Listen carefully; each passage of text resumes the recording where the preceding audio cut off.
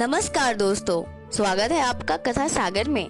और मैं आप लोगों को श्रीमद् भागवत महापुराण के हिंदी रूपांतरण यानी कि सुख सागर की कथाएं सुनाती हूँ। आज मैं आपको सुनाने जा रही हूँ सुख सागर के चतुर्थ स्कंद का 26वां अध्याय। इस अध्याय में पुरंजन की मृगया और पुरंजनी का मनुहार दिया गया है। कथा शुरू करने से पहले भगवान के चरणों में सिर झुकाएं, उनसे आशीर्वाद ले और प्रेम पूर्वक बोले, ओम नमो भगवते वासुदेवाय नमः। और अब कथा को सुने। कथा सुनने से पहले एक बात मैं आप लोगों से कहना चाहूंगी, वो ये कि अगर आपने पहले की कथा को नहीं सुना है तो आपको आगे की कथा नहीं समझ में आएगी, क्योंकि पहले की कथा से ये वाली कथा जुड़ी हुई है। तो आप 25वें अध्याय को अवश्य सुने और फिर आप 26वें अध्याय को सुने, जिससे आपको कथा अच्छे से समझ में आएगी। नारद जी कहते हैं, हे राजन। नारद जी महर्षि जी को कहते हैं, हे राजन, इस प्रकार वह दोनों, यहाँ पर पुरंजन और पुरंजनी के बारे में वो बताते हैं कि दोनों विषयानंद लेते रहे।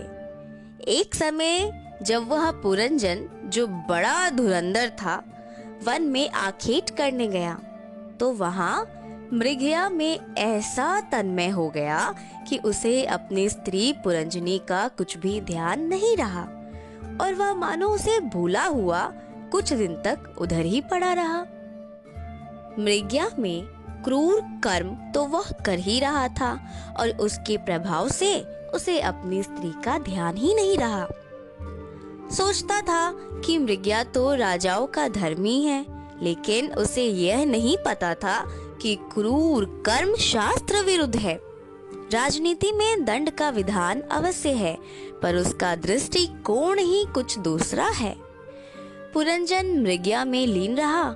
इधर उसके वियोग में पुरंजनी ने अपने हास विलास सब कुछ त्याग दिए और सर्वदा ही खिन्न रहने लगी।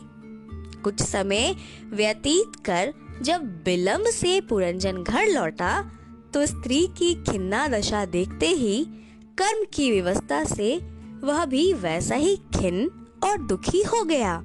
इसके पश्चात उसने उसे बहुत अनुनय विनय कर श्रृंगार करने के लिए उठाया और कहा, हे प्रिय, तुम्हारा जिसने अपराध किया हो बतलाओ, मैं उसे दंड दूंगा।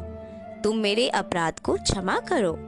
यह मेरी अवश्य ही भूल है कि जो मैं तुमसे बिना पूछे ही मृगया के दुर्व्यसन में जाकर फंस गया। हे प्रिय, तुम जानती हो कि स्त्री का यही धर्म है कि जब पति काम के वश हो तो उसे प्रसन्न करे।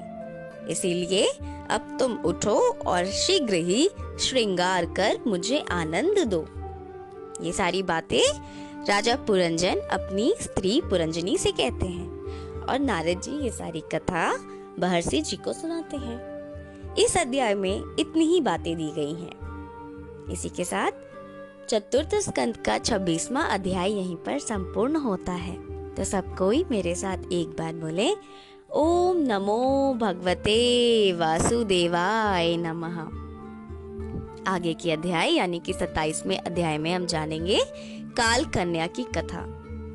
पुरंजन और पुरंजनी की कथा आगे बढ़ेगी और हम फिर इसे नए अध्याय में जानेंगे। अगर आप पहली बार यहाँ पर आए हैं और वीडियो देख रहे हैं तो आप कथा सागर के परिवार से जुड़ भी जाएं, और कथा सागर के परिवार से जुड़ने के लिए कर दे चैनल को सब्सक्राइब, हिट कर दे बेल आइकन। और अगर आपको कथा सुनाने का तरीका मेरा पसंद आया, कथा सुनकर आपको अच्छा लगा, तो वीडियो को लाइक जरूर करें। एक छोटी सी बात, वो ये कि अच्छी अच्छी बातों को और ये धर्म की बातों को आप अपने तक सीमित करके, अपने तक रोक के बिल्कुल भी नहीं रखें। इसको जितना ज़्यादा से ज़्यादा हो सके शेयर करें, लोगों तक पहुंचाएं। और अब मैं लेती हूँ आप लोगों से विदा। जल्द मिलूंगी 27वें अध्याय में। तब तक के लिए खुश रहिए, स्वस्थ रहिए, अपना ख्याल रखिए, अपने आसपास वालों का ख्याल रखिए, मिलजुल कर रहिए और भगवान में लीन रहिए।